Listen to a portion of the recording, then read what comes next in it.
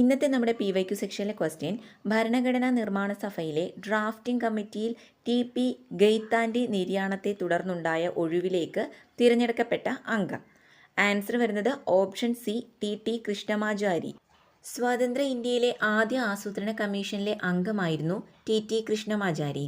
ഭരണഘടനയുടെ കരട് രൂപം തയ്യാറാക്കുന്നതിനു വേണ്ടി രൂപീകരിച്ച കമ്മിറ്റി ഡ്രാഫ്റ്റിംഗ് കമ്മിറ്റി. 22 കമ്മിറ്റികൾ അടങ്ങിയ ഭരണഘടനാ നിർമ്മാണ സഭയിലെ പ്രധാന കമ്മിറ്റി ഡ്രാഫ്റ്റിംഗ് കമ്മിറ്റി. ഡ്രാഫ്റ്റിംഗ് കമ്മിറ്റിയെ നിയമിച്ചത് 1947 ഓഗസ്റ്റ് 29-ന്. ഡ്രാഫ്റ്റിംഗ് കമ്മിറ്റിയുടെ ചെയർമാൻ BR അംബേദ്കർ. ഡ്രാഫ്റ്റിംഗ് കമ്മിറ്റിയിലെ ആകെ അംഗങ്ങൾ 7.